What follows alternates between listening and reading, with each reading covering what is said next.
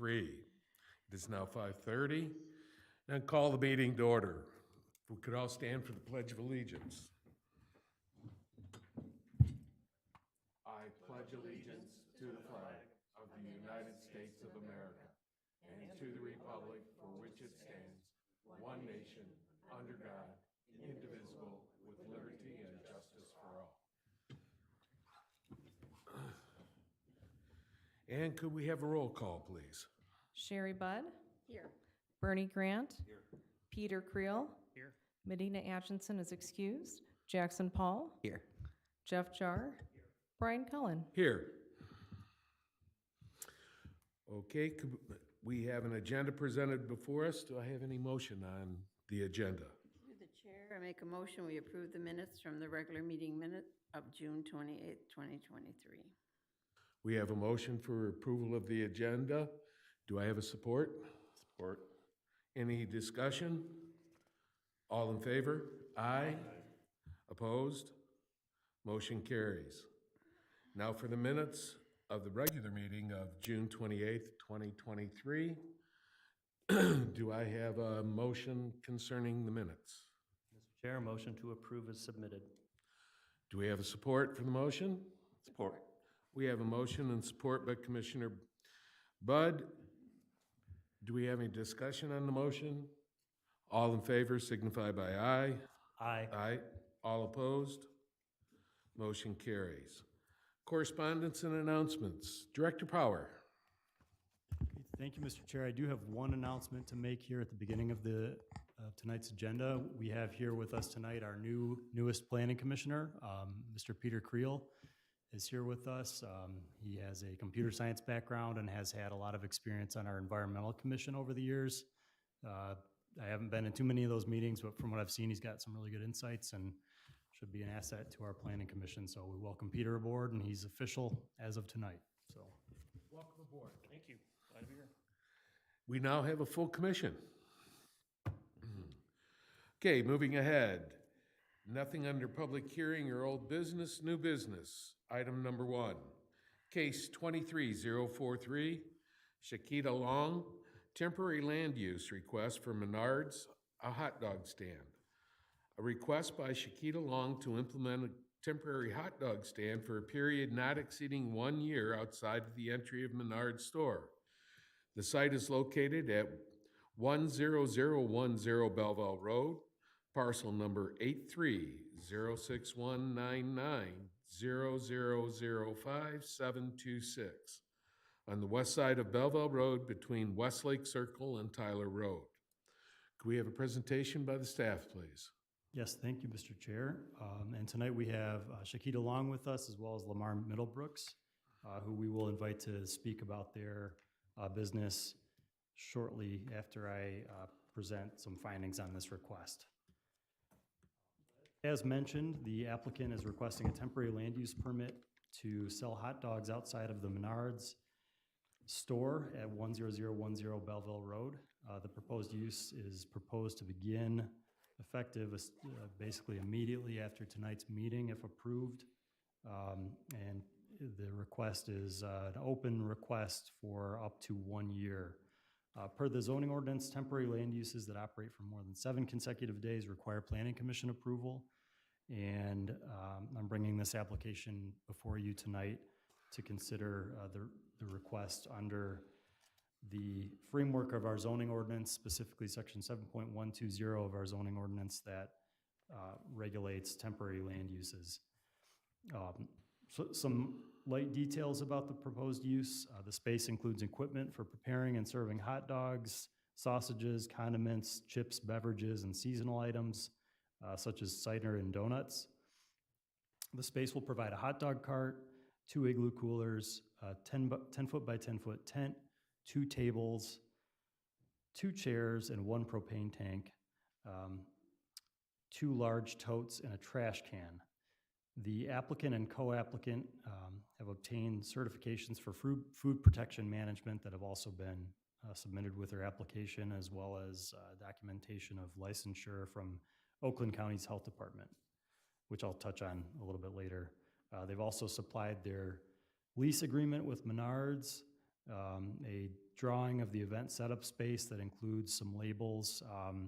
And this is just a view of that on the screen here, and I'll just toggle to an overall view of the Menards site so you can get a better sense. If you're going out that exit door, the proposed use is right by the exit door on the north side of where you come out of that exit door, so on your left, facing out toward the parking lot. So these are the approximate setbacks from the store, 10 feet from the store, about 15 feet from the other structure that is an addition to the store, and then about 5 feet from the edge of the parking lot, according to this plot plan that they've provided. As I said, I'll be reviewing this under the framework of 7.120 of the Township Zoning Ordinance. The first thing that is considered under that section of the zoning ordinance is the adequacy of parking and access. The proposed hot dog stand is intended to capture pass-by traffic from patrons and employees of the Menards store. The site currently has 421 off-street parking spaces. These are more than sufficient for the proposed use, and the proposed use will not occupy any parking spaces. The hot dog sales and service area will be outside of those parking spaces. The site is an existing parking lot and adjacent sidewalk adjacent to the existing storefront that has stormwater infrastructure built in. So the second criterion regarding drainage will also not be an issue of concern. In terms of the third item, compatibility with surrounding land uses, the proposed use is a limited volume of food sales adjacent to a large retail store. Food service often occurs inside of or adjacent to retail stores in this manner. Therefore, the uses are compatible. That type of use is also a permitted use in the C2 zoning district, which this site is zoned. The fourth item we look at is the size, height, and type of construction of the proposed buildings and structures in relation to the surrounding site. The table and equipment used for the hot dog sales are able to be put away each night after use. The equipment includes tables and retractable umbrella and canopies. This limited equipment is compatible with the nearby store. The food area is under a canopy on a section of concrete walkway adjacent to the Menards store, which is roughly 18.6 feet wide. And I mentioned earlier some of the setbacks that are shown on this drawing. The equipment fits well within the confines of that existing paved area, which is not a typical path of travel for people walking into and out of the store. And so the minor structures or buildings or equipment that are proposed to be used are not going to be incompatible with the surrounding buildings and structures. In terms of sufficient setbacks from road rights-of-way and lot lines, the fifth criterion here, this proposed use maintains adequate setbacks from the front, side, and rear yard lot lines, well over the 35-foot, 25-foot, and 20-foot requirements respectively. In terms of adequate utilities, the proposed hot dog cart is a self-contained unit with hot and cold water. There is a unit with a tank for wastewater that's disposed of off-site. I believe that's addressed in the lease agreement for the site. There are electrical connections for towing, but to my understanding does not rely on electrical power for regular usage. There is a propane tank, which is used to supply the fuel for the heat. The seventh criterion, trash disposal and site cleanup. The applicant will be responsible for all trash disposal and cleanup in relation to their agreement with Menards. Similarly, under sanitary facilities, there are no proposed sanitary facilities at this site, so sanitary facilities are outlined in the lease agreement with Menards in terms of the employees' ability to use the Menards store's restroom. The hours of operation aren't, from what I've seen in the materials, specified, therefore roughly consistent with the building hours of the Menards store from 6 a.m. to 10 p.m., although I don't know that the sales occur at that total range of hours. In terms of outdoor light and signs, there are no exterior lights proposed. There is a small sandwich board sign that's proposed to be on the table. There's a typo in my report that says sandwich board time, but that's supposed to say sandwich board sign. So there's a small sign on the table really not meant to advertise broadly to motorists on the roadways outside of the site, really just intended to list the menu item options for the Menards patrons. In terms of other licenses and permits required, this is where I do have some comments or corrections that I list as potential conditions to consider. The applicant has obtained a license from the Oakland County Health Department. First of all, the applicant must verify that Wayne County Health Department licensure is not also required. All references to the facility's location on the issued licenses must correctly identify the site as being in Van Buren Township. I saw something in the paperwork that mentioned Southfield Township, so that would need to be corrected. And finally, a peddler's license must also be obtained from the Van Buren Township Public Safety Department for a time period that matches the period of time imposed by the temporary land use approval if approved by the Planning Commission tonight. The applicant has already approached the police department for a peddler's license one time, so I'm just asking that that happens again and that the peddler's license matches the duration of the temporary land use license if the Planning Commission issues that.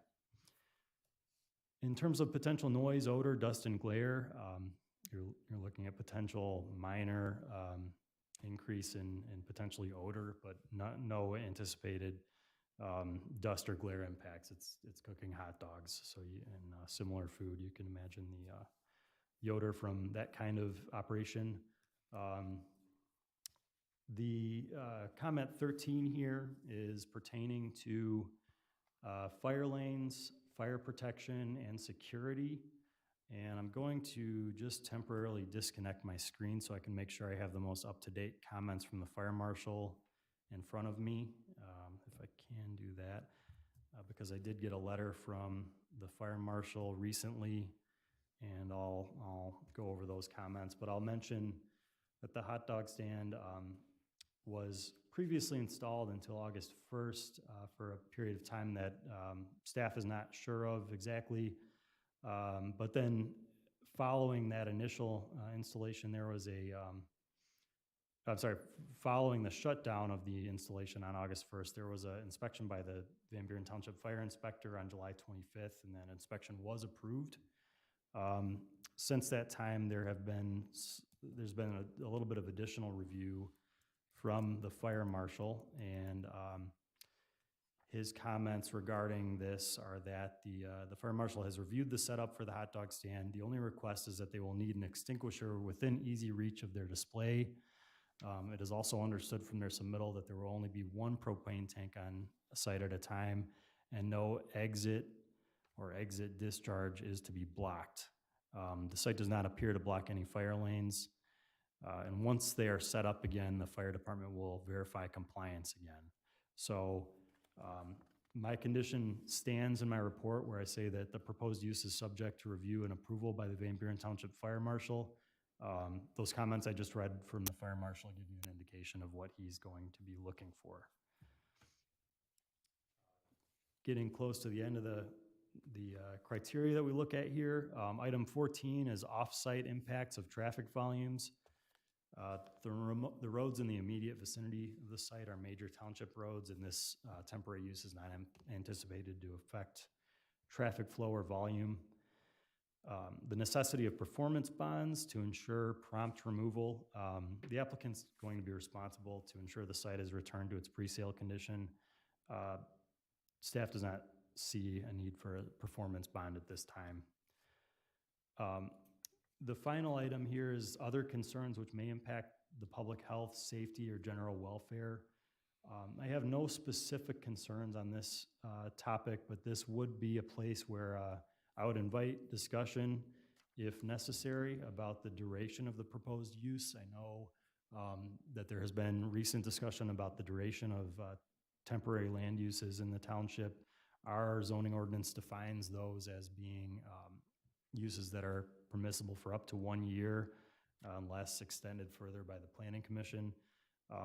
There's also some concern that may be considered about the duration of a use like this in comparison with a use that may establish in a brick and mortar store or in a suite that's inside of a large retail store as opposed to being outside. This particular case in my analysis is fairly unique because it is immediately adjacent to the doors of the store. It's really not meant to be something like a food truck that you'd see out on the periphery of a site, capturing its own traffic patterns and making itself very visible to the outside. So in those regards, I see this as more akin to similar to what you'd see in some other retailers where you have a food service operation inside of the doors of a store. It's just that in this case, the space is only available right outside of the doors. And so because it's got that kind of a unique relationship to the Menards store, I do see it as a little bit different from some of the longer term temporary land uses that you'd be more concerned with in terms of food trucks or similar uses. But it is a worthwhile discussion point that the Planning Commission should consider. All that is to say, in any event, the hot dog stand must be removed by no later than August 10th, 2024, unless there is an application for a new use at that time. And that framework would allow any kind of temporary land use that's issued tonight to enable this applicant to perhaps close down during winter months and come back for a set period of time up until August 10th of 2024 without having to come back to the Planning Commission. Because I do understand there may be some time in the winter when they would not want to be set up. But that's a discussion that I'd invite the Planning Commission to have within the purview of the Planning Commission to set some time limits on that use. But just a condition is placed in this report that says they shall be removed by no later than August 10th, 2024, unless there's a new application made to the Planning Commission for another period of time. So in summary, my conditions in my report are that the applicant must verify Wayne County Health Department licensure is not also required. All references to the facility's location must correctly identify the site as being in Van Buren Township. That a peddler's license must be obtained from the Van Buren Township Public Safety Department for a time period that matches the time period imposed by any conditional temporary land use approval by the Planning Commission. That the proposed use is subject to review and approval by the Van Buren Township Fire Marshal, and that the hot dog stand shall be removed by no later than August 10th of 2024. If those conditions are imposed, subject to any additional conditions or recommendations by the Planning Commission, I would support conditional approval of this temporary land use. So I'm happy to answer any other questions, and again, the proprietors are here to help explain their business if the Planning Commission desires. Okay, thank you, Director Power. And the applicant, do you have anything to say for us? Please come up to the podium and introduce yourself for us, please. Thank you. Hi, I'm Shakita Long, and I am co-owner of Raw Dog Hot Dog Cart and Catering Service.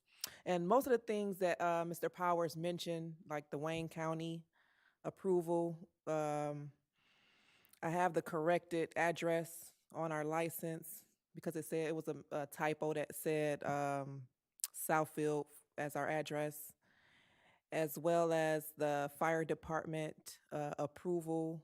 We passed the inspection, and we have that in our documents too. We are a women-owned, veteran-owned hot dog cart and catering service, and we just had the opportunity to contract with Menards just to bring back some of the nostalgia from the hot dog carts that were at Home Depot that people loved. And we've received so much positive feedback and from the customers and the staff at the Menards, and we just like to continue on servicing the community. I think that's it. Yes, Okay, that is all. thank you. Do we have any comments from the commission? Commissioners? Questions, Mr. Chairman, comments? I have some questions for the applicant. I'm sorry, could you? Commissioner Jar. Thank you, sir. Mr. Chair, I'd like to ask the applicant, do you have any other hot dog carts, or is this a one A one-cart show. This is, this is a one cart, we only have one cart, and this is a seasonal business. It runs, our contract ends with Menards on October 31st. We are not sure if we're gonna, come back next year, but, this is our first year in business. We just received our licensing from Oakland County in, June. We passed our inspection, and then we went to Wayne County to see if we needed additional licensing, and they offered us an inspection, but we already been inspected from Wayne County. But no, this is it. We'll make a decision in the winter if we're going to come back in the spring. But we have one cart and one contract with Menards. We tried to do different events because we're actually vegans. We don't eat we don't eat hot dogs. Doesn't eat into the profit margins. Yeah. We started out as a vegan hot dog cart doing events, private events, and so we just tried to expand a little bit and do Menards, but it's very, it's challenging. It's hard work, and it takes a lot of commitment and money and just everything. We've poured so much into this, and it's a lot. So we don't know. We're going to pray about it, but yeah, this is it. I'd ask if the applicant has any plans for outdoor seating near the cart, or is this strictly a buy the food and take it away? Yes, it's a takeaway. We do not offer seating. Do you plan on putting any road signs out, those little portable signs along Like the Belleville Road? flags, Like the feather flags, or any other signs? strictly for the Menards customers and employees. And the location of the cart is fixed? It's not going to move to a different exit? It's not going to move out into the parking lot? No, we cannot do that according to our contract with Menards. We have to stay where we are. I have a question for Director Power. Sure. There was nothing, doesn't run into any of the outdoor dining ordinances, right? Because there's no seating or anything. Right, and that ordinance was more written with the intent of a permanent outdoor dining situation. Right. And one more question for Director Power. If this was a hot dog stand that was inside of like the foyer of the building, like, you know, the applicant mentioned the Home Depot, they usually put those ones on the inside, kind of in that airlock area. If this was inside the building, would it be coming to Planning Commission at all? Good distinction to make. It would not. What we'd probably review that as would be something like what we call a use change or business reoccupancy or new business special inspection process, where we'd probably have the fire marshal and the building inspector go do a special inspection and check out everything inside. I would review the floor plan and make sure it coheres, but it would be all handled administratively in that case. My comment to the Planning Commission is that I agree with Director Power that it seems like it's really an adjunct to the Menards business. This isn't a standalone. It's not necessarily a food truck in the parking lot. It's not a standalone business,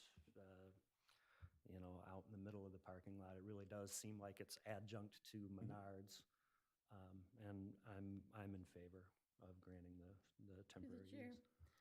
I remember when Menards first opened, they had one right there by that door. Really? And, been known to grab one, take it to the car, and, so, you know what, I don't have a problem, and I think it'll be good for the people that want to do that. It'll be good for the employees to come out and grab what they want, but, yeah, welcome it to the community.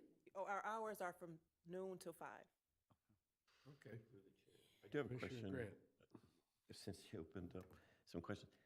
So if Menards was going to put their own, excuse me, hot dog cart out there, would they have to go through this as well? Because, I mean, the thing is, it's within the confines of the construction of the building itself. Maybe not inside the doors, but it's within the perimeter of the building itself. So I wonder why you even have to do this. You know, You mean It's within it's the- underneath the eave? Yeah, but it's within the confines of the construction of the building itself. Not out in the parking lot, not outside the curb. It's, Literally, it's under the doorway. and I do feel, it's an extension of the business. I mean, it feels like Yeah. you're going to Menards, get Menards hot dogs, not to say they're not yours, but I mean, it complements the business. It's an extension of it. And it feels like as long as they're within the confines of the building, that it seems like, I don't know why they would have to do this. You know, that's a very good question.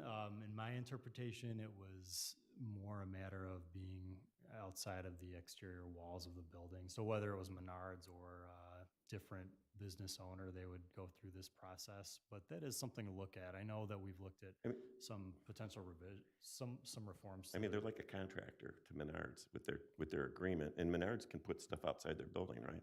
They have some limited outdoor Yeah. sales areas, and of course, in the rear, you can go. There's a lot of inventory in the rear. Yeah, that's something to consider. It feels just like an extension of the business. I agree. I support it. It makes it better. I mean, I almost bought one the other day, but so. I'll look into that. Any others? Comments? I'm one, the cart you mentioned, it was kind of interesting, the cart that you mentioned before, the person that was selling the hot dogs, I had him in class when I was teaching. So, and yes, I bought one. Used to look forward to that going to Home Depot, and now that Menards could offer the same thing, it would be a pleasant advice. Okay, do we have any public discussion on this issue? Excuse me, Mr. Chair? Yes. I did have one more question for the commission. Are we okay with Sure. the one-year time frame on this? I think it seems Yeah. okay. Yes. Okay, thank you. Yeah, because Sorry, sir. we're gonna see what happens with them, and hopefully it's profitable. Through the chair, I have one last question. You mentioned you have your license or your contract with Menards through the October 31st. Just to clarify, that's October 31st this year, correct? Yes, sir. Okay. And then, so in theory, I know you still have to you have to make that decision, but if we were to grant the full year, you decide you wouldn't come back here, you would have to go back to Menards after October 31st and or I guess in the spring and reapply for a contract with them? Right. or- We would have to have a new contract with Menards, so that will be upon approval of Menards. They might not want a hot dog cart next year. Thank you. Okay, do we have any public comment? Any other comments from the commissioners? Zoom? Yeah, I was gonna ask, any questions, public comment? There are no comments in Zoom right now. Okay, do we have any action then from the planning commission? Mr. Chair? Commissioner Jar. I move to grant the applicant Shakita Long temporary land use to implement a temporary hot dog stand for a period not exceeding 1 year outside of the entry of the Menards store, which is located at 10010 Belleville Road, on the west side of Belleville Road between Westlake Circle and Tyler Road, based on the analysis and subject to the conditions outlined in the letter of staff dated August 4th, 2023. Support. Okay, we have a motion by Commissioner Jar, support by Commissioner Grant. Do we have any discussion on the motion? Roll call vote, please. Jackson Paul, Yes. Creel. Yes. Bernie Grant, Yes. Sherry Budd, Yes. Jeff Jar, Yes. Brian Cullen. Yes. And the motion carries. Been granted special use. Thank you. We hope it's very profitable for you. Very much. Okay, moving ahead. Item number 2. We have some updates to be presented to us from staff. First off, case 22-018, 49910 Tyler Road Extension.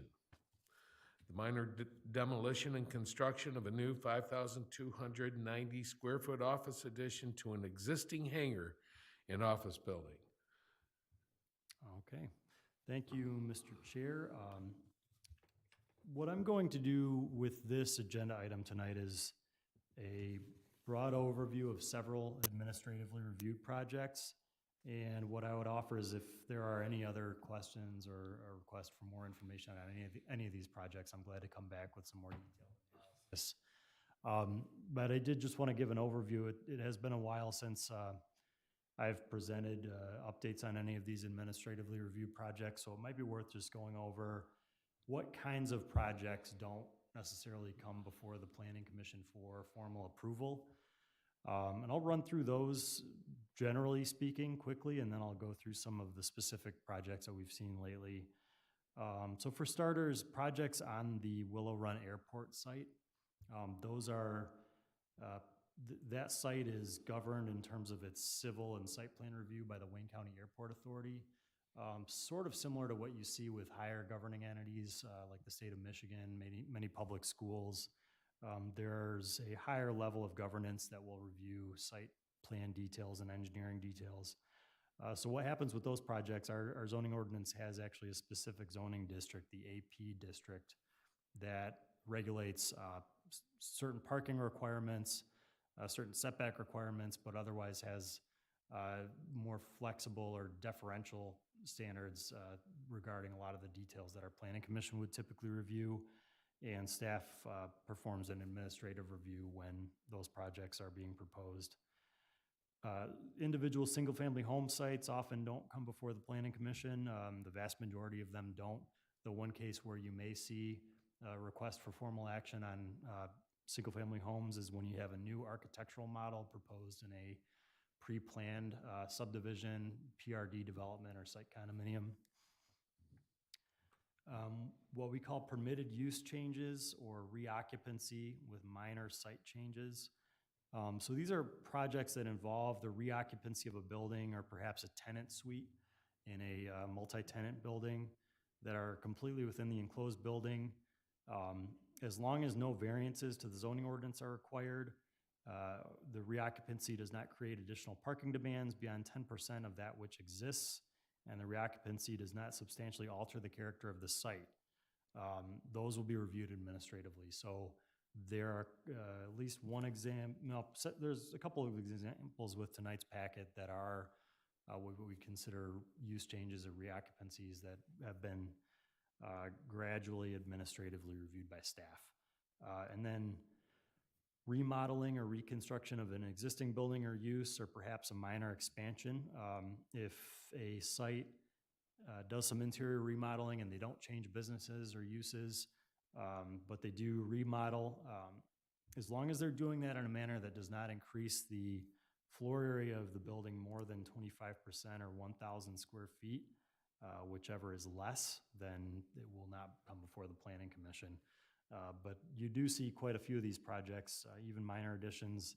It doesn't take much to get to 1,000 square feet, so you often see some minor additions to buildings. And then other administratively reviewed projects. So that being said, I'll point out a few. The first one I'll just give a really rough overview on is that Coletta Charters is kind of its own campus on the west end of the Willow Run Airport, out near the edge of the Tyler Road extension in Van Buren Township. Coletta Charters does some cargo and some private charter flights, and it's a large presence within the Willow Run Airport. And they have recently undergone, more significantly than this, in the last few years, they've added a 777 airplane flight simulator and training building, which is a pretty significant expansion. But more recently, they've taken one of their office spaces and the edge of what they call the 135 hangar building and done a 5,290 square foot addition to that building. So we've been reviewing that as staff.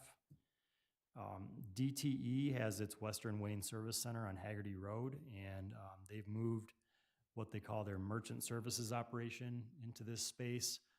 So they've done some significant floor plan changes inside of the DTE building.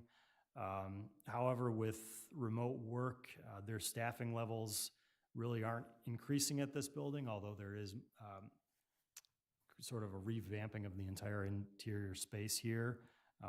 They're not fundamentally changing the site or expanding the building, but they are doing a lot of remodeling inside. Mike's Kitchen is a restaurant that is on Belleville Road, 11511 Belleville Road. Yes. They had obtained a variance in 2020 that lapsed, and then they obtained the same variance essentially in October of 2022. Their building permit is now under review for minor addition to exterior of the building where they're adding some restroom space, a little bit of storage space, and then they are going to have an outdoor patio. Importantly, with the patio, anything with a seating capacity of 20 seats or fewer is eligible for administrative review. If there was greater than 20 seats, it would come before you on the planning commission. So as you see that construction, if you see that construction, because the building permit isn't quite out yet, I don't believe, feel free to ask any questions about that. This is just an overall site view and the latest version of a landscaping plan for the former Diamondback location on the South Service Drive. This building has been bought by a group called 1111 Properties, and they have event facilities and gathering spaces in the region. And fundamentally, the use of the site is not proposed to change, just like with the Diamondback. It's a gathering space. There will be a bar component. There will be some food, pizza, and food service. They've even indicated preliminarily that there will still be line dancing. But they have a different type of business model. They'll have some smaller concerts, or they've mentioned magic shows and possibly having this as a venue for bridal showers or baby showers or wedding parties, those kinds of things. So it's still a gathering space, although the look and feel of the inside will be different. And that's under review right now. You've seen a lot of, there is a permit out for the interior renovation. To a certain point, there's a kind of a phased permitting approach that's been taken with that site. And they're currently working on some fire suppression plans and getting their full build-out plans in order. And I'm also reviewing the zoning of the site. The exterior of the site isn't eligible to be changed too much under a zoning review, but there will be some additional landscaping, which you've seen. They've already put up some new landscaping outside of the building. Here at the former Belleville Exchange location, you may have noticed that there's now a dental office. Proposed to have 26 occupants in that dental space. And the address there was 45520 Tyler Road, just around the corner here. Purpose Dental is the name of the business. And then finally, in my list tonight, Walmart is undergoing some interior renovations. Also some minor exterior alterations. Importantly, this area that they're working on the outside of the building, on the north edge or the side of the building, was designated for, it was an open space on a site plan that was approved in 2008. It was designated for deferred parking. And so now that plan is coming to fruition, and they have these pickup order fulfillment spaces that they're kind of reshaping the existing parking, expanding some of the space dimensions and adding a little bit of parking there. Again, this was not something that, if you compare it to the Meyer, for example, it did not need to come to the planning commission like the Meyer case did, because we're not adding any new uses like a new drive-through component. This is just a pre-planned parking adjustment and interior renovations. That being said, I'd be glad to answer any questions about these or any other, or try to answer any questions about these or any other businesses or activities you see throughout the township, or report back further with more of the zoning analysis on any of these sites. So any questions on those? Any questions from the commissioners? Mike's Kitchen was one outside chair away from coming to planning commission. Yes. That's why I was chuckling, sorry. Treasurer Dan, Brooke. you might mention that Camping World is moving forward finally? Yes, that's a good announcement to make. Thank you.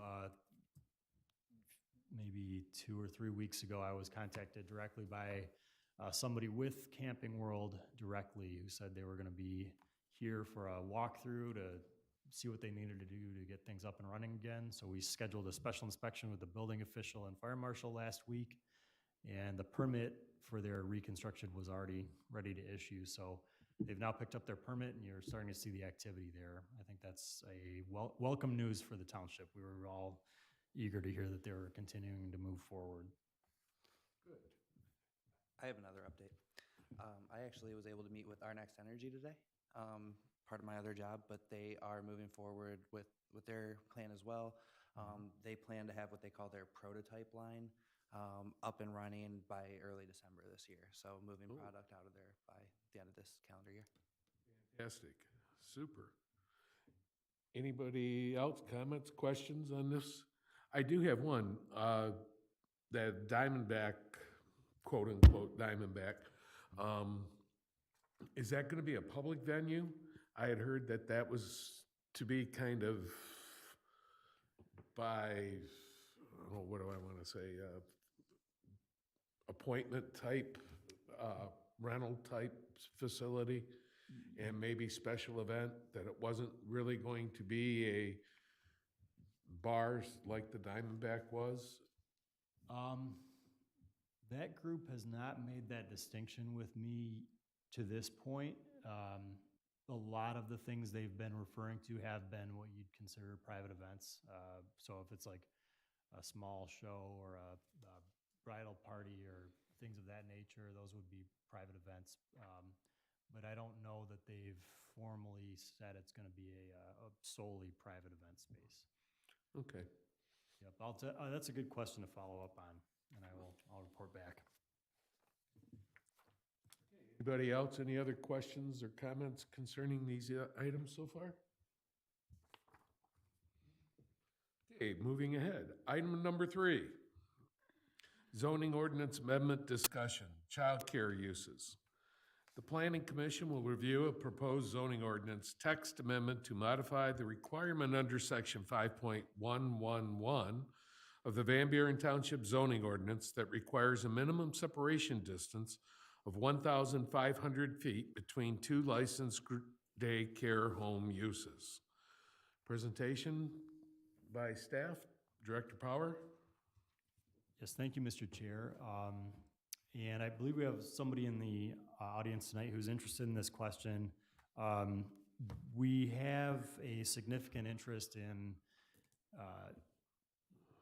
what are considered family daycare home uses throughout the township, which are capable of accommodating up to 6 children in daycare settings, to the group daycare home category, which is up to 12 children.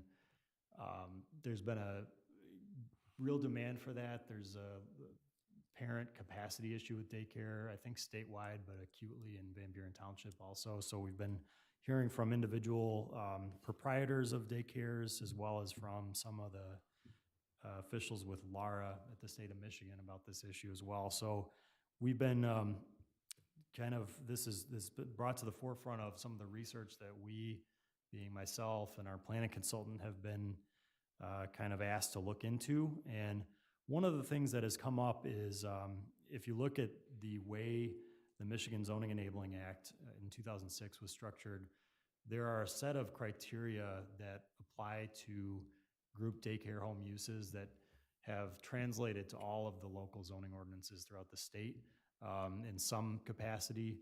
And one of those sets of criteria is the separation distances between group daycare homes and other uses. There's a list of those use types that they have to be separated from.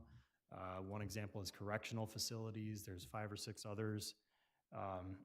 But one of the use types that they have to be separated from is other group daycare homes. And we were kind of asked to look at if that's a hard line or if there's something that can be reviewed in greater detail to address that in the event that there is perhaps 2 capable family daycare home providers in a single neighborhood that can both provide the space inside of their lots or their homes to increase the capacity. They may be less than 1,500 feet apart. So we were tasked with looking into this. The planning consultant and I discussed this, and one of the things that we looked at was in the language of the 2006 Zoning Enabling Act, there is a provision that allows local townships and municipalities to consider granting special approval for group daycare home uses, even if they don't meet those specific standards. So, a lot of the existing standards we were not looking heavily into changing the standard regarding separation between two group daycare homes, we thought may be worth looking into. So before you tonight is a pretty simple ordinance amendment to address this topic. You'll see, if you're looking at your print packets, and I'm sorry, I have to go to that page, but it's on, somebody else may have it. 64. 64, thank you. It's on page 64. Shows the proposed amendment. I apologize, there's a source error that happens with when we print these sometimes. You'll see a little error message. But the proposed amendment would strike the requirement for group daycare homes being required to be no closer than 1,500 feet from other group daycare homes, while still being required to be that distance from adult foster care, treatment and rehabilitation services, community correction centers, child care centers, which are larger child care operations, and adult daycare centers. With respect to group daycare homes, what we are suggesting is that when two licensed group daycare homes are located less than 1,500 feet from one another, the Planning Commission shall review traffic, drop-off, and pickup times and other issues that may impact the adjacent neighborhood. Based on such review, the Planning Commission may require additional measures to be taken to mitigate any impacts. But this would be in place of a hard requirement for a 1,500-foot separation. There isn't a lot of written analysis in this other than that, and there have been discussions with the planning consultant. The feedback that we received from the planning consultant was that the amendment itself is simple, but we had to review the Zoning Enabling Act and other ordinances to make sure there were no unintended consequences of this. So what that translates to in the amendment is that there are still concerns you might consider regarding traffic, drop-off and pickup times, and other issues that can arise from two such homes being in close proximity. There was a question about the original, some of the original development of that language in the Zoning Enabling Act, and we don't have a deep analysis on that at this time, but the recommendation would be to consider this type of ordinance because this seems to be the most pressing issue regarding the separation distance between two group daycare homes are these types of items, traffic and parking in a given neighborhood. So if it's amenable to the Planning Commission, we would look at potentially revising this if you had any suggestions for us to revise it, completing additional research, or just going ahead and scheduling a public hearing to consider adopting this ordinance amendment. So I'd like to open this up to the Planning Commission to provide some direction to staff. Commissioners, comments? Through the ch- Go ahead. Oh, wait. Treasurer Bud? I guess my concern would probably be parking. Like the last one was on the smaller cul-de-sac, and if there was one right next to that, would that cause a traffic problem for the residents that lived there besides? I mean, they were very supportive of the project, but I would worry if we got them too close, would it cause a problem in an area that was as small as that cul-de-sac? And I would actually tag onto that because mine is similar, and that is, this basically will allow typically for them to be next to each other. So it could be side by side, same company if they join forces. And potentially maybe even a string of them, right? And then it really comes down to us to evaluate all these item F, basically, for us to determine, if it's viable. And of course, there would be residents that would be open to that as well for evaluation. But I mean, I just throw that out there as a tag onto her concern as to how we would evaluate something like that easily. Commissioner Jar? Director Power, I think the way the change is proposed, it would allow these centers to be within 1,500 feet of each other, period. As written, what it says that we may then impose additional measures to mitigate any impacts that we find. I think the wording ought to be that the Planning Commission may relax the 1,500-foot minimum separation if after reviewing the traffic and other considerations additional measures are taken to mitigate the impacts. See what I'm saying? So we don't just allow it by right. If we review it, then it grants the planning commission the power to review and, in the case where they're close like that, add on some mitigations, and then we may relax the 1,500-foot separation. We're not required to. So you're not eliminating it, you're just qualifying it. Putting it out. I Right. mean, putting a safety valve on it Right. so that we can, in cases where it makes sense, I think that makes allow it solid- instead of allowing it by right. more sense to me. Commissioner Creel. Yeah, just clarification from Director Powers. So Michigan changed their law. They allow up to 12 children now? Is that what I'm reading? There's two brackets of home-based daycare uses. One is called a family daycare home where you can have up to 6, and then one is called a group daycare home where you can have up to 12. That's been consistent. That predates our zoning enabling act. That's a different statute, but that's been phrased that way for a number of years.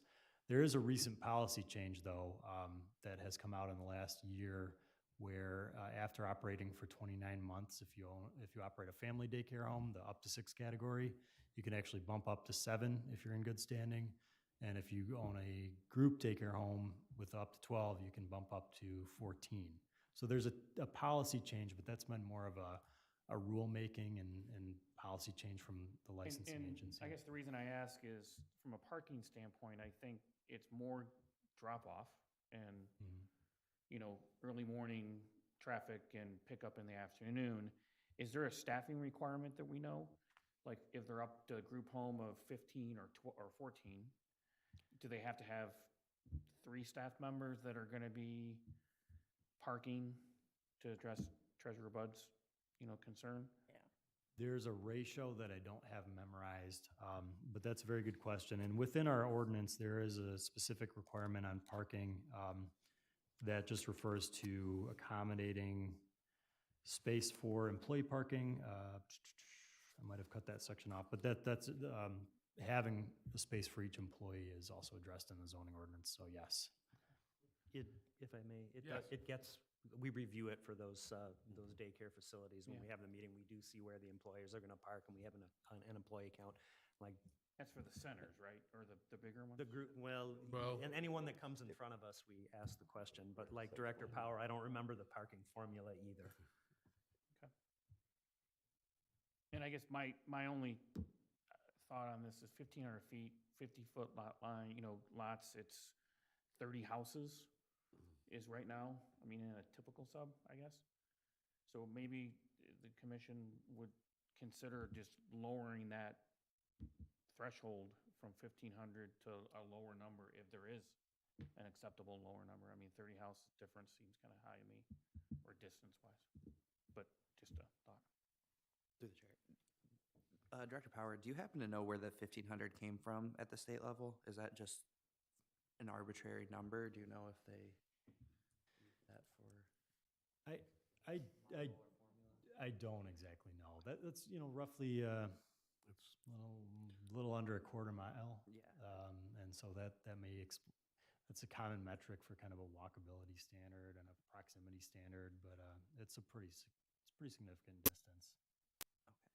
So there's no like scenario where there were 2 neighbors at 1,400 feet that there was a issue, so they had to expand it to 15. I don't know, like where they came to 15, because I'd be willing to look at dropping it down to, I don't even know what we would look at, because again, where did that 1,500 come from? See, this is where with Commissioner Jarm, with him, with, allowing us some flexibility in adjusting it, but leaving it, but, have them come and prove that, hey, we're within 500 feet, but this criteria similar to what you have in F, we've solved it and it doesn't impact the neighborhood. So as opposed to the other way around, you eliminate it now, it's almost like reverse on us to prove it's okay, so. Yeah, if you move it down, then you're almost granting somebody the opportunity that if they're within that frame. Right. I'd rather I not think do I that. agree. I'd rather give waivers than. Yeah. Or take into consideration the layout and the site plan, Right, right? Well, absolutely. You could easily be It's all part of it. two houses that are, Yep. basically right next to each other, and they're in completely different subdivisions, and to drive a car from one to the other, you might have to drive more than a half a mile around to get to the other house. When you do an area of notification, it says the crow flies, and I assume this is a crow flies distance, right?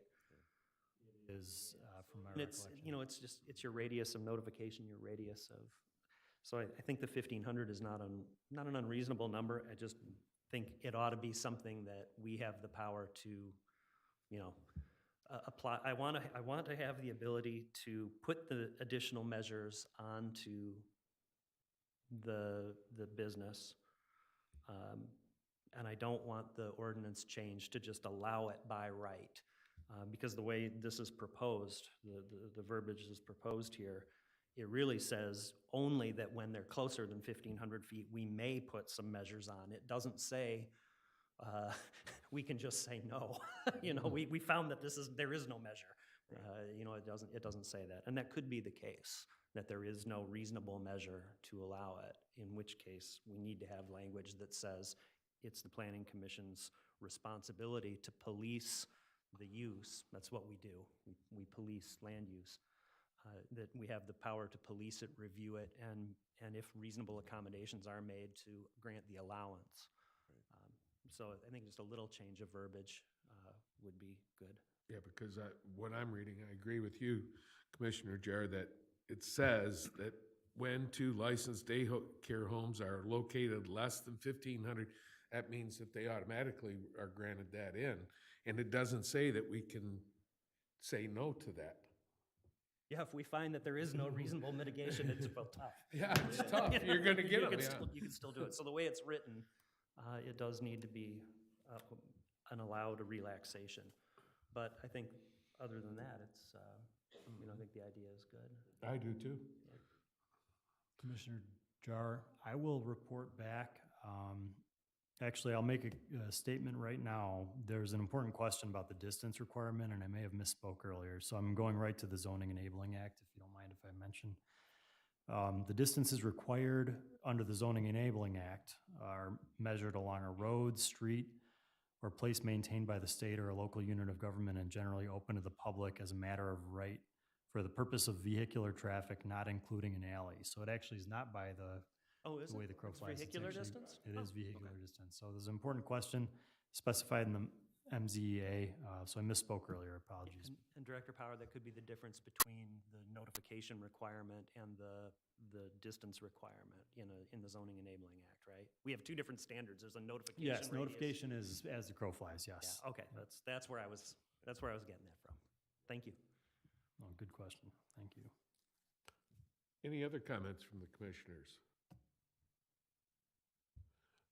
The public, do we have any comments? Feel free.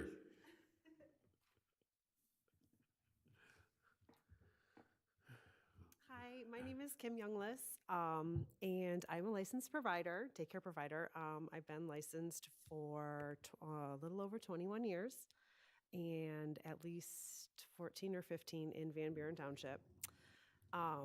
We are desperately needing more child care centers, and the state is highly encouraging us to try to expand our license. So that is something that I'm looking into, but I do have somebody in my subdivision who also just recently opened and has her group license. So that's where this 1,500 feet, we are not even on the same street, but our essentially backyards kind of are close to each other. So we are hoping that we can get this switched because we're trying to work together and just better our community and provide daycare for people in our subdivision. Okay. Thank you. Anything on Zoom?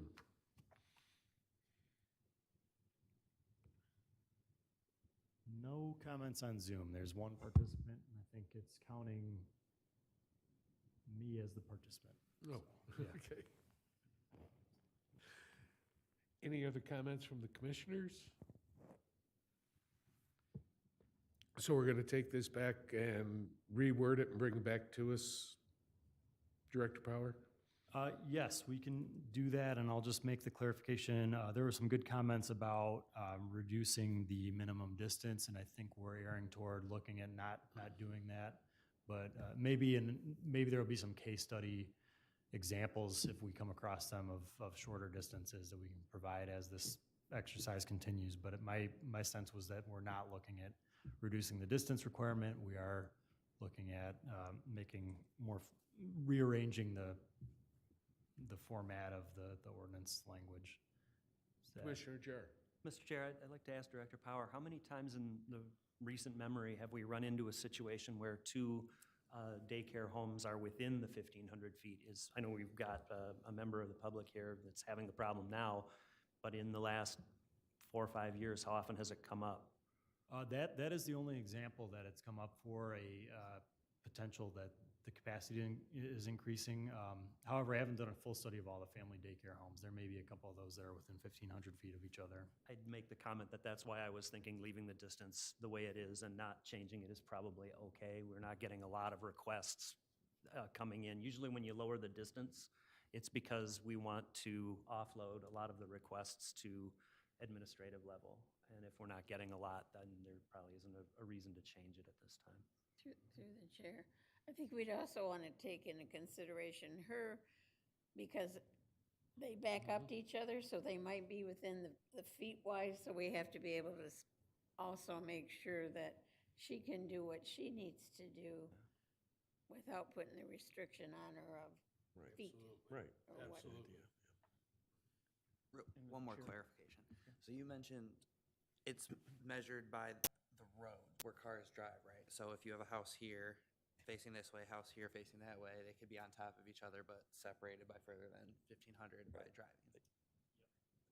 That is So if you're in the middle hypothetically of the street, possible. you're good, but if you're on the corner, It's possible. And that's why I asked the question about crow flies or street distance. And Director Power, if you could just double check how it's measured for the next review, I would appreciate it. Does that- Absolutely, One more absolutely. question, Chair. Yes, absolutely. Director Power, do we know benchmark other communities are doing or what their standards are for this? Or is Van Buren Township unique in this ordinance or? So, Because I mean, I know the intent is to relax some of the rules so we have more opportunity for daycares or group daycares. I yes. just don't know what other municipalities are doing. I Might be have- good, something to come back with too. Yeah, good question. I have brought this question up to Canton Township. I can expand the net of other communities we ask about it. I did hear some feedback from the planning or community planner in Canton Township. Mentioned that there was a case for an applicant where there was a separation distance less than 1,500 feet, but there was a note that the act states that a local unit of government may issue a special land use permit to a licensed group daycare home that does not meet that separation requirement. So they similarly went through an exercise of using some general standards to review that separation distance. But I can certainly cast that net a little wider and look at some other communities and see what they're doing. Thank you. So you're saying theirs was 1,500 feet as well? So in their case, and actually I'd missed the last statement here, I'm going back to this message. Their zoning ordinance did not have a separation distance, so everything that they did was completely mirroring the Zoning Enabling Act, it looks like. And so in that case, there was the flexibility that the Zoning Enabling Act allows. In our case, and this is something I missed mentioning at the beginning, we copied a lot of those separation standards, but didn't copy the standard that allows you on the Planning Commission to have the flexibility. So we copied a lot of the hard standards from the Zoning Enabling Act. This exercise is really about allowing a little bit of flexibility as allowed by the Zoning Enabling Act as well. Okay. Any others? So that will be brought back to us for further. Okay, thank you. We're going to do what we can. Okay, item number 4, discussion on industrial and office future land use, zoning and development. The Planning Commission will discuss scope of a study of industrial and office future land use, zoning, and development trends. First, from a presentation from staff. Thank you, Mr. Chair. What I'm bringing to you tonight is just a potential conversation starter. As I mentioned in my packet, there is a confluence of trends around industrial and office land use in the township, as well as some of the outcomes of our master plan that warrant some of the discussion on this topic. See if my screen goes. So, we've observed that development trends increasingly highlight Van Buren Township as a position as a center of manufacturing. As Commissioner Paul mentioned, the Our Next Energy project is moving forward. We're starting to see some interest, some renewed interest in the automotive industry. We had the TYC site that ended up not fulfilling their plans, but it did highlight some of these trends for us. We've noticed these emerging manufacturing businesses, including those in the automotive industry. We've also observed that there are some technologies that are employed in these businesses that appear to be consistent with light manufacturing in terms of lighter operations, minimal noise, odor, dust, glare, primarily indoor uses. However, our zoning ordinance defines particularly automotive uses as what is termed as heavy manufacturing, and heavy manufacturing is relegated to only one zoning district, the M2 district. And so this could be the first of many discussions and the first of a pretty in-depth exercise on staff's part. But the question I wanted to pose to the Planning Commission is whether you would like us to proceed with looking at comparison community data to see how they handle terminology for light and heavy manufacturing, for automotive manufacturing, look at our own zoning ordinance, look at our existing and emerging businesses, because there are a number of businesses that have existed in some capacity in our M1 zoning district over the years that appear to have been evolving toward automotive. So recognizing those businesses if they were validly approved and seeing if those provide some comparison for potential categorizing other automotive businesses as light industrial. And also looking at whether it's time to go back to some of the recommendations in our master plan that called for, example, phasing out some of the industrial transportation or industrial trucking zoning, just to kind of put that part of the puzzle in perspective. Industrial trucking is something that we've often linked with our, what we call the MT zoning district, our industrial transportation zoning district, which is, for example, the Ashley Crossroads North site. It allows distribution centers. However, there are trucking uses that are also allowed in M2 zoning. So it may be time to look at whether we resort and allow the trucking uses to kind of consolidate in those M2 areas, look at what we do with the MT and M2 districts with regard to trucking, and also look at some of the things the zoning ordinance called for regarding, the master plan called for regarding creating sort of a blend of office and light industrial, office and very light industrial, so kind of a light industrial office zoning district. So the question is this something that you're interested in staff looking at more in depth, providing some analysis from comparison communities from the existing township fabric, presenting potential zoning ordinance amendments or other options regarding this topic, just moving forward and putting our zoning ordinance in a little bit of a more reformed position regarding potentially automotive light industrial uses. So you can feel free to have an open discussion about that or provide me some direction to look at this more closely with our planning consultant, and I will start doing that. Commissioners, comments? I have that I would be concerned because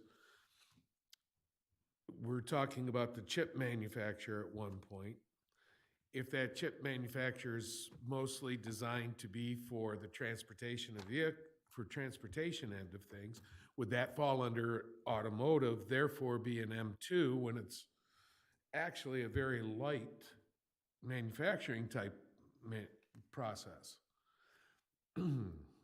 That is the potential problem that we're looking at. Because I think when you're thinking automotive, you're thinking about stamping and forging and steel production and that type of thing. But the way things are today in the cars, there's a lot of product that's produced that isn't heavy industrial. It's not stamped. It's injected molded, or it's a variety of different methods that aren't providing that heavy industry look that you think of when you think of automotive. So to me, I would think that we need to evaluate some of that. And I was thinking, what is it, Ricardo that's there on Tyler Road? Yep, just off of Tyler Road, on the east side of Haggerty, yep. Yeah, they're they do research and development as far as transmissions and automotive related items. Is that considered heavy industrial? If it's that's a good question. If it's in the R&D stage, it wouldn't be, but if there's any production, it potentially would be. Okay.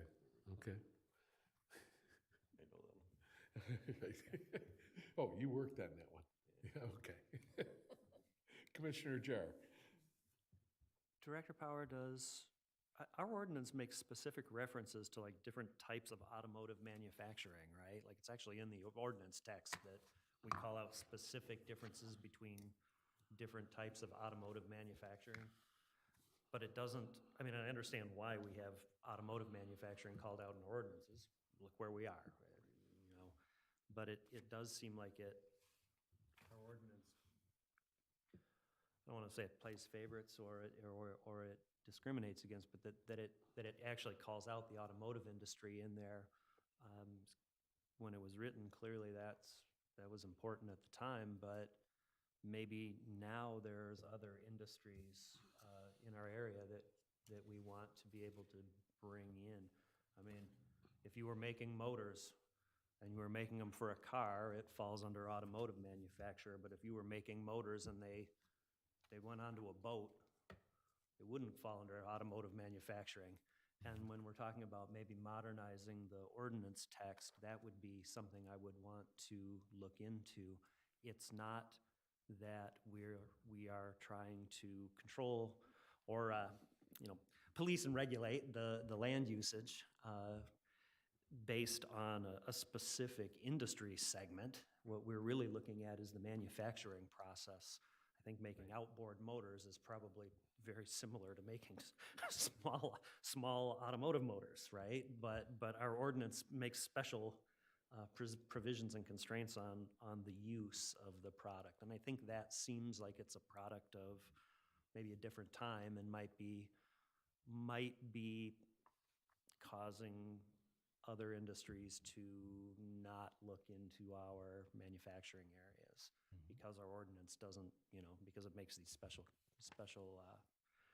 call-outs for one particular industry. So if what your proposal is to look at modernizing the ordinance text in that regard to try to, differentiate the use from the, I don't know what you call it, market sector, then yeah, I think it's a good idea. I think it's a good idea. Anybody else comment? I was just thinking, as you're mentioning motors, as we see these electric vehicles, in the manufacture of the electric motor for the vehicle, electric motors don't take a lot of heavy manufacturing the way an automotive engine does. Making a block, you got to forge it, then mill it, and a variety of other directions in that way, where electric motor is basically getting components, bringing them together. It's not. Well, it's not I think you're trying to say it's not as an intensive of a land use. And there are other manufacturing, things, battery manufacture, depending on the technology, as we've learned from meetings with local businesses, there are different manufacturing standards for different batteries. Pouring lead-acid batteries is apparently quite a bit more intensive of a use than creating a more, I wish I could remember what the technology was, but I have to ask them every time they're here. But my understanding is that there are different and what we want to concentrate on is the intensity of the use, not necessarily, the intensity of the manufacturing use, not the final end destination for the product. And if our ordinance is calling out automotive use specifically, that's the part where I think, yeah, maybe we ought to look into that. Can I ask a clarifying question? Sure. What does our ordinance do for if it's automotive? Does it lax the rules? Does it change it from or from heavy industrial to light industrial, or vice versa, or just, I guess? Yep, very good question, Commissioner Creel, and I was opening up to that page because Commissioner Jar started to hit on that. We make a distinction between what we call light manufacturing and processing and heavy manufacturing and processing.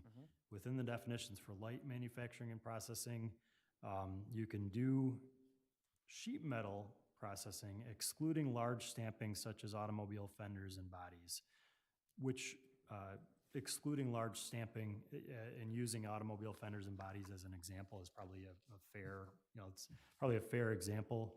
But then if you look at our, what we specifically identify as heavy manufacturing and processing, we call out the assembly and or manufacture of automobiles, automobile bodies, parts and accessories, electrical fixtures, batteries, and other electrical apparatus and hardware. So there's a distinct definition for heavy manufacturing and processing in which automotive, essentially everything automotive falls under, which is not, to Commissioner Jar's point, not a distinction we make for aircraft or boats or other machinery necessarily.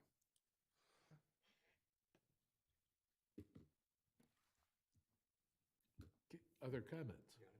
I think that just by the pure fact that you're recommending that maybe we consider this is already pointing out a concern, with the fact that, businesses are evolving, the technology is evolving, and, future land use plans and current ones should evolve with that. So I would agree that I think that it'd be worth looking into, and as you have explained here, request staff to complete additional analysis of potential development trends, relevant materials from the township's adopted master. I think it makes a lot of sense to look at it. All right. And make sure the language is consistent with the future, with current trends in industry and research should be consistent in language as well as with our future land use and current land use. Okay. Lithium iron phosphate. Yes. I knew it'd come. Okay, any other comments from the commission? So do you have direction now, Director Power? Yes, that was Okay. good feedback that we'll use in our analysis, so thank you. Okay, item number 5, discussion of a potential joint meeting between the City of Belleville and Van Buren Township. The Planning Commission will be requested to provide staff direction to explore meeting options for a joint planning meeting involving representatives from the City of Belleville and Van Buren Township. Presentation from staff. Thank you, Mr. Chair. This is a very informal agenda item. I just wanted to act on the recommendation of Commissioner Atchison at the last meeting, and I think others have had this recommendation in previous discussions, something that was done in 2017 or so, and it's a good idea to do something like this again. So we can openly discuss this if you'd like, but I'll just point out, I'm sorry for, this was just a screenshot of the City of Belleville logo. It's not the best, not probably their best, not the best quality that I would have got if I reached out to them for a logo directly, but it is. But I'd like to just open up that discussion. I do note that their planning commission meets the second Thursday of each month, so it might be worth considering if there's a format before one of their meetings, before or after one of our meetings. But I can approach Rick Rutherford or maybe Steve Jones with the City of Belleville or another staff member with some ideas. Feel free to reach out to me directly with some ideas, or can have an open discussion right now. I just wanted to acknowledge that topic and start the conversation, so feel free to discuss. That's a great idea. Yeah. It's, Be a public meeting, or is this, The joint discussion would be a public meeting, yep. I think it would be important. We're neighbors. We've always been Belleville for as long as Belleville's been in existence for the most part. And with our development and our ideas down on the development of the Sumter Road corridor, I think it's important that we work with City of Belleville. If we want, it'd be terrible to have us holding forth a standard in Belleville not, or having a standard less than what we have and trying to make it look and presentable for people to come to that. You know, why do people want to go south of Belleville? Well, you drive south through town on South Street, what do you see? You see a border or a vacant building sitting there, the vacant strip. You get down a little farther, I know a couple of businesses have gone out of business there, not because of lack of business, but due to age. And that was the Stan's Alignment and Martin's Towing. I know both of those went out due to age. And moving ahead, that we look at that strip mall that exists next and how often they've had to go through changes and how much vacant space is there. And if we want something, we need to, I think, work together to try to make it appealable. Would that be the word you want to use? Down through there? My views. A more desirable commercial district. There you go. we're looking for agenda items, Director, sorry, right? Mr. Chair. Is that what that is? I would think that, you know, I was in the last meeting we had in 2017. I believe Treasurer Bud was there. I know Commissioner Atchison was there. I think there's a lot of value simply in getting us all with the city of Belleville in the same room. We've had some turnover on our board. I don't know what's happened on the Belleville Planning Commission. I would like really the opportunity to have a hello, my name is, would be of a great value for us, because just knowing who our counterparts are in the city of Belleville is valuable, and it had proved valuable to me after going to that meeting. With regard to specific agenda items, I know the city of Belleville is working on solar chargers. They're considering trying to get solar chargers in at the library, or there have been ideas being tossed around. I think it may have been reported recently that they were considering contracting with a company to put solar chargers in the city. I think it would be valuable for us as planning commissions to look at what our visions are for how that should work out with, you know, what's Belleville's thinking on that versus what our thinking is. You know, we have a subcommittee going on right now to look at the issue of solar chargers. It'd be good to pass that information on to the other planning commissioners in our little city there. I would also ask that as agenda items, I know we've done a lot of developments, a lot of big projects in Van Buren Township this year, housing developments, senior housing has gone in. We spend a lot of time as planning commissioners, you know, working those projects through.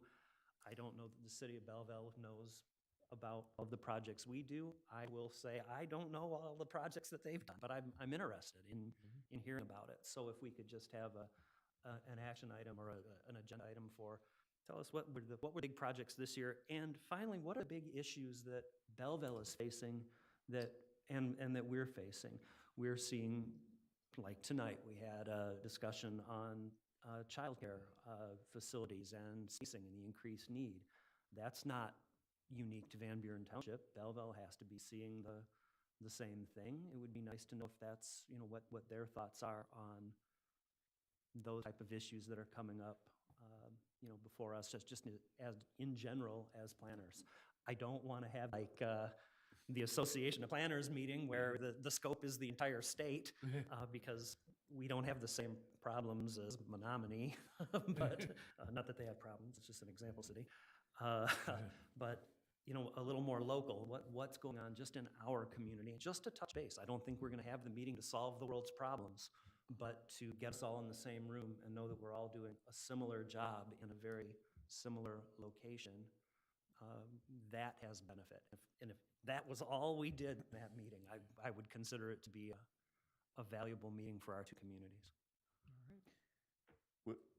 Has anybody ever offered up the idea that maybe a representative from each committee might have a seat in one of their meetings per month? And I don't know if they'd have the power to actually, make decisions, but at least they could, be a representative of the community that we're all in. I mean, Belleville's in the middle of Van Buren Township.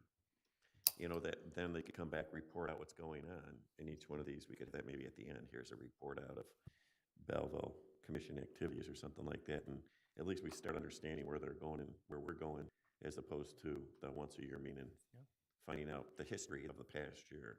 It could be the current events, type thing. I love that idea. Belleville would love the meetings. Their meetings have been canceled for about the last 3 months. Oh. And the planning commission members are so upset because they want to meet. So I know that those, Is it that they don't have agenda items, or? I think everything's so messed up there with no city manager and acting and, but, they say no agenda, but the planning commissioners say, let's talk about the rules, laws, the state, anything to talk about, but they still haven't had. I mean, Dan, do we have the ability to have a seat available for them to come and sit as a representative of Belleville and Van Buren? Commissioner Grant, are you proposing a formal seat at the table, or are you proposing an informal, hey, as a member of a public, would you like to come sit in the I'm audience? thinking as a formal member of, with a seat here at the table. I'm not sure, I can't say whether or not what their, decision-making privileges would be. That would be a discussion maybe we could have with Belleville. Allowed to ask questions or something like that. They could ask questions, make comments, but maybe they don't have a vote. I don't know. I'm just asking. Yeah. We'd have- I'd get a little testy if it was them having a vote. But the thing is, I think it would work both ways, but you gotta, the thing is, they're still in the middle of Van Buren Right. Township. We're one and the same. We Right. thrive off one another. We should be cohesive. We should have the same design standards or same goals. This Belleville Road goes all the way through Van Buren, through downtown. We should have a common goal, period. Through the chair, and Yes. I think that's what we did when we met a few years ago, because we had all three, we had Sumter, Belleville, and Van Buren was there. And that's what we talked about, and when we talked about when we redrafted the master plan for South Street and how it connected to us, we had those discussions. The disconnect is, there's nothing after that. And what I'm suggesting is that if you have a representative, you have it every month. Right, no, I know, Yeah. yes, I know what you're saying, yeah. And maybe part of that is we can help activate Belleville Board a little bit better, or commission, that is, sorry. That, I would think, would be an excellent topic of discussion for the Yes. joint meeting. Yes. How can we have better communication with Yeah. our adjacent community? And if maybe it's we elect someone from our commission to always sit in on their meetings, even if it is just in the public. Maybe Right. that's something that could foster better Or we communication. could rotate it. so Let's bring it up with them. Yeah. I think that's a great action. That's a wonderful agenda item. Commissioner Grant, I don't have a straight answer on the top of my head of if we can or can't do that, but I think that's a very good thing to find out by the time we meet, and a Who good makes that discussion item. decision? Can we make that decision? It's a non-voting. As in whatever the, And voting. We would have to formulate what that means, that seat means. I don't know if there's anybody above our commission that says you can't do that. I don't know if there's any rule that says we can't jointly do that. Worst case, bring them. Next year. we I probably believe, look at our. Director Power, I think if it was a bylaw change, that's something that we would propose and then recommend for ratification through the Board of and Trustees. we So there could- was a process. And we could do that. We got a process, Yeah, we got a process. Yeah, bylaws and potentially looking at the charters of the two municipalities and Hey, it's we need to enabling know, act right. language. We can take a look at it. Right. And through the chair, anytime you do that, it has to go to the township board, so Yeah. ultimately, it would be their decision as to how they, what they thought about it. I got a feeling it wouldn't be too hard to convince them that we should get along and have the same vision. Oh, I don't think I think everybody thinks that we should be getting along and working on the same process. I Right. don't think that's a problem at all. Right. Just make it happen. No, yes. Yeah, and I'm sure with the Denton Road Bridge Yeah. being that they want to be involved with that as well. And they were, you know, some of them turned out to that meeting that we had here that night. Subdirector Power, we've given you some potential ideas for topics of a meeting. What are the next steps? Would you be looking to reach out to the city to organize it? Would you be looking to the chairman to propose it? What would be the next step? Yeah, I think the next step is probably to get a good sense from some of the leadership in the city, to see who I can connect with directly with their city government. And then perhaps some collaboration between two planning commission chairs, and we can start setting actual potential dates and places and times. That'd be fine. Sounds Good good. to get together and see what we can do. And somebody mentioned Sumter as well. I wouldn't mind bringing them. They were in the loop as well. 2017 meeting. When we had it, yeah, when Yeah. we had it at the, actually, we had it in the We cafeteria. had it in the at high school. cafeteria at Belleville High School, yeah. You're right. And they were, both jurisdictions were involved to a small degree in the Sumter Road corridor discussions as well. They both attended some of those meetings, the more internal committee meetings, but yeah, I'd like to engage with both. All right. Thanks for the direction. Okay. Oh. Okay.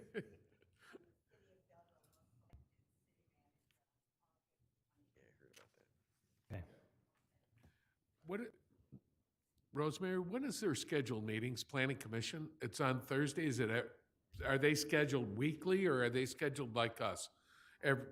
Monthly, once a month? Okay. Last Thursday, I think she said, right? Second Thursday? Okay. Anything else on this item? Okay, do we have any other announcements, updates?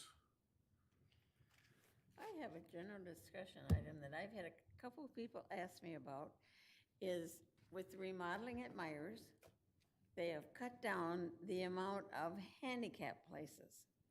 And the handicap places that at the end of the building don't work because there's not a door there anymore. So they've made them much wider. And then they took some of the handicap places and they've picked them up, run in for 10 minutes, run in, park here, go in, and come back out.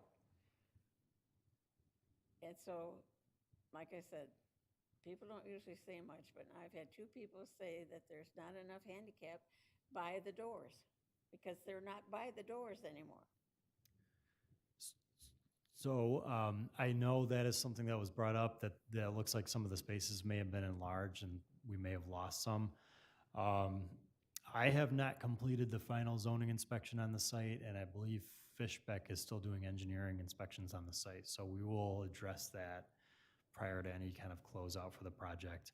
I know barrier-free parking spaces were reviewed in the planning consultant's report as part of the planning commission site plan approval process. Whether that translated to work in the field or not, I have to check.